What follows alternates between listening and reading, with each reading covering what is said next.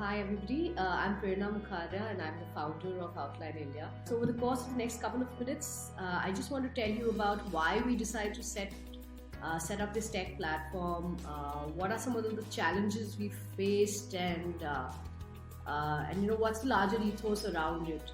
So Outline India is a data firm, and we've been doing M&E and impact assessment for about a decade, and the majority of our work is rural remote parts of the country. So data collection is at the epicenter of what we do. We also work in Nepal now. We're looking to work in Bangladesh a little bit. And we identified a bunch of problems based on what our partners told us. And when I say partners, I'm talking about the big guys on top. I'm talking about the philanthropists, donors, the multilaterals, the sustainability teams. And then at the bottom, I'm talking about the grassroots organizations, the small volunteer-driven organizations.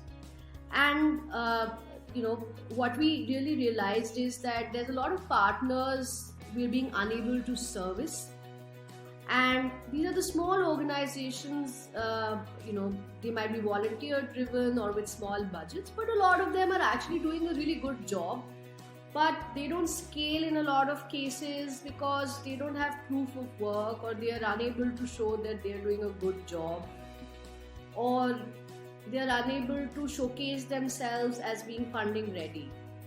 And then at the other end, you have these big partners running the same program in multiple locations in multiple countries, or running variants of the same program. And every time they need some numbers off the ground, it's obviously not possible to launch a full-scale evaluation or a research exercise, which in most cases is extremely time-taking. There's a lot of rigor, there's a lot of people involved, and of course there's a lot of money involved. So we started thinking if there was a way for us to automate some of this for our partners. And of course, at no point is technology going to replace what a researcher or what the presence of a scholar or a human being on the ground, the kind of insights that they might bring to the table. I don't want to say this is a replacement for any of that, but I want to say this can complement their skills. So these can be those quick and dirty numbers that can enable us to make some decisions. Other than this, I think, and this actually is quite mind-boggling, that across the developing world, information asymmetry is perhaps more rampant than any other sector. We don't know which philanthropist or which donor or which multilateral organization is giving to which sector. We don't know which ground level partner or implementation organization is doing a good job. And for the same reasons, we don't know who's doing a bad job. And if we are to find a solution that can scale, that can be cheap, technology has to be the answer. And it is for this reason that we thought Trachiometrics was a very natural extension to the M&E or the impact assessment work that we are doing and will continue to do across different locations. I want to now try and answer the question around how did we do it. I think it's more of a present continuous, in the sense that we continue to try and figure how to increase the adoption of this technology tool. I think COVID-19 has been that big organic push within the sector, expediting the adoption of technology.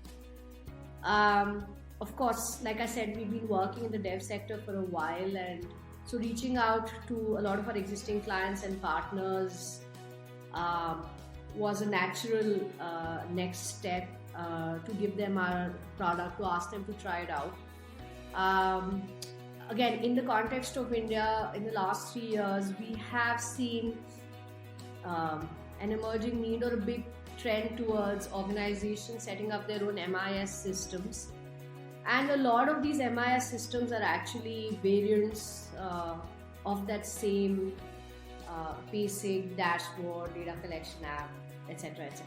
Right? So to be able to package this and provide as a solution is, I think, an important need within the sector.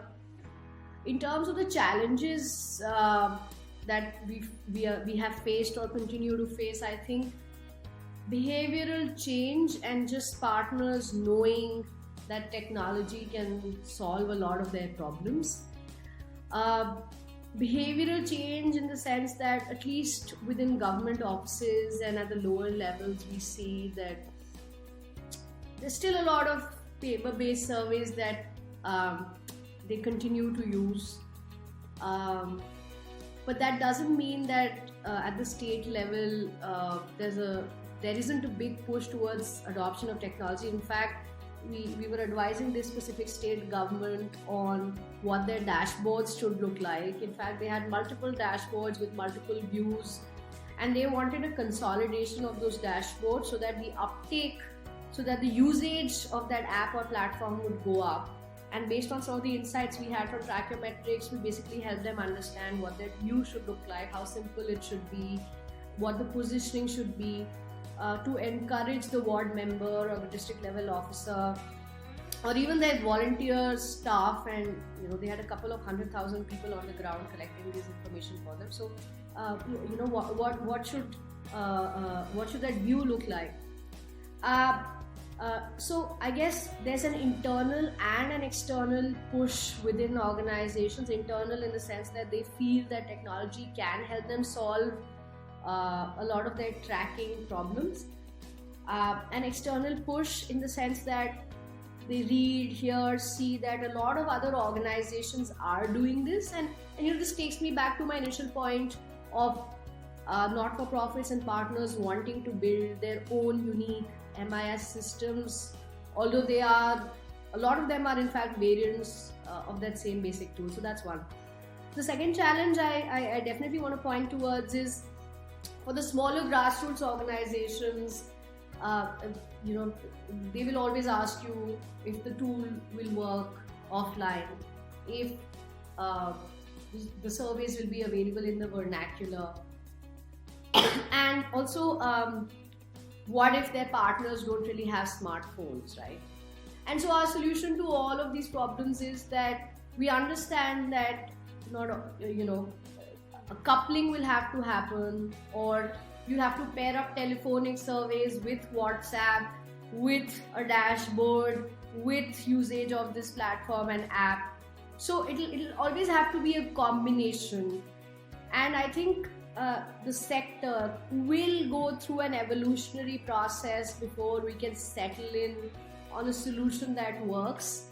For better or for worse, like I said, COVID-19 has been that push that was perhaps even required to get our partners to understand that, listen, remote surveying can work. You can't be present everywhere at all points. And there has to be a certain degree of faith you have to have in your data collector, your volunteer, your on-ground partner. And my defense to that always is that even when I am sending my field staff out to collect that data point, I am trusting him or her that he is indeed at that location or she is indeed at that location. There's always GPS, data points, so there's always images you can click. The platform can always have audit features that help you understand whether what's going on is indeed going on. And so it's not about lack of trust, but I think it's just about us being able to perceive and think that, listen, remote surveying can work, just as I think companies are now realizing that work from home in an evolved shape or form perhaps can work. I definitely do think that technology, doing remote data collection will be critical to serve needs, especially within the impact space, if we're looking to do work and scale. And I think it's a big market with room for a lot of players, and there's a lot of good work to be done. Thank you.